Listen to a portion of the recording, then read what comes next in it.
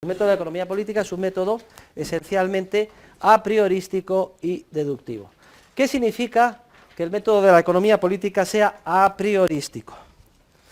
Es lo que queremos representar con la pirámide de la derecha del encerado. Pues significa que construimos nuestra disciplina de la siguiente manera.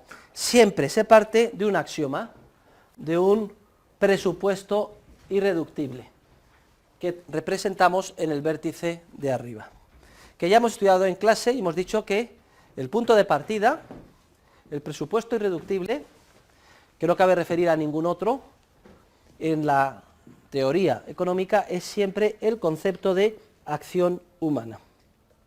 Y ese es un presupuesto irreductible, evidente por sí mismo.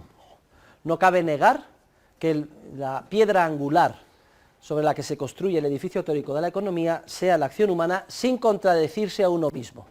Es decir, si yo niego que el punto de partida del proceso de construcción metodológica de la economía sea la acción humana, estoy cayendo en una contradicción lógica irresoluble, porque precisamente el negar eso es una acción humana.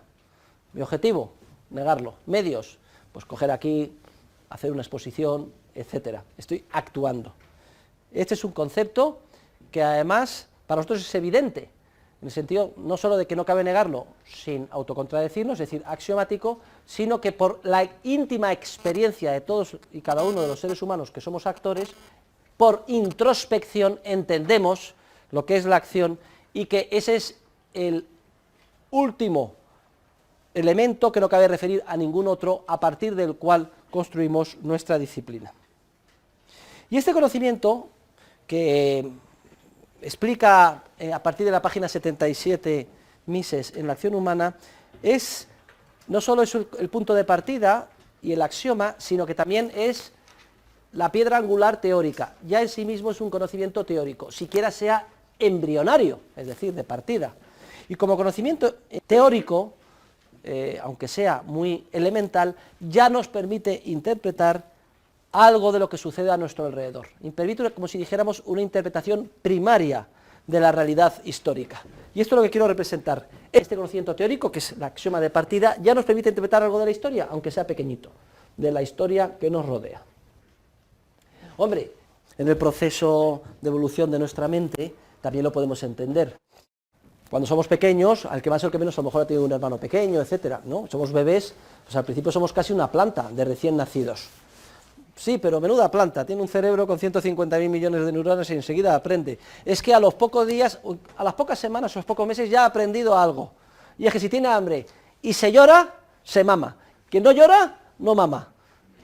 Entonces, me dan de comer o me dan el biberón. Esto enseguida lo aprendemos y lo hemos aprendido todos desde pequeños, aunque no nos acordemos, desde que éramos pequeños y pequeñas.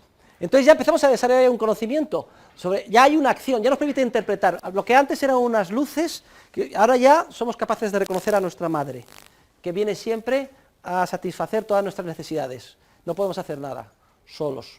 Pero ya estamos interpretando algo de lo que sucede alrededor, gracias a un esquema conceptual que tenemos previo, a priori, que nos permite ver el mundo.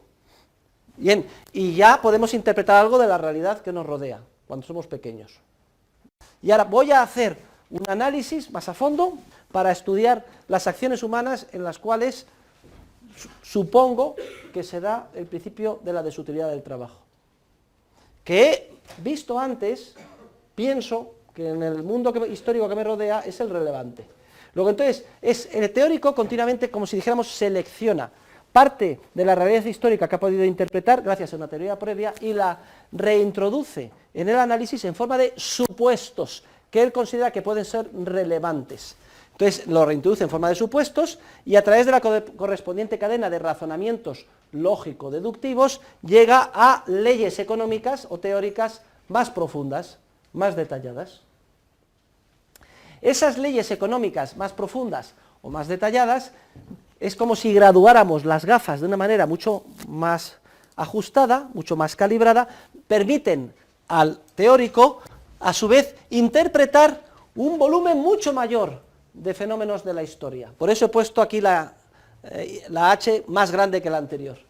Y de esa historia que le rodea, que ahora permite interpretar la teoría que tiene con mucho más detalle y de manera más amplia, a su vez puede seleccionar otros supuestos que considera relevantes, que se reintroducen en la correspondiente cadena de razonamientos lógico-deductivos para llegar a leyes económicas todavía más profundas, detalladas, amplias y explicativas, que a su vez permitirían una historia todavía más grande, hacer una historia todavía más amplia, de la que extraer supuestos que se reintroducirían en la correspondiente cadena de razonamientos lógico-deductivos, llegando a leyes todavía más detalladas, más amplias, y así sucesivamente en un proceso de construcción de la ciencia económica que no se termina jamás.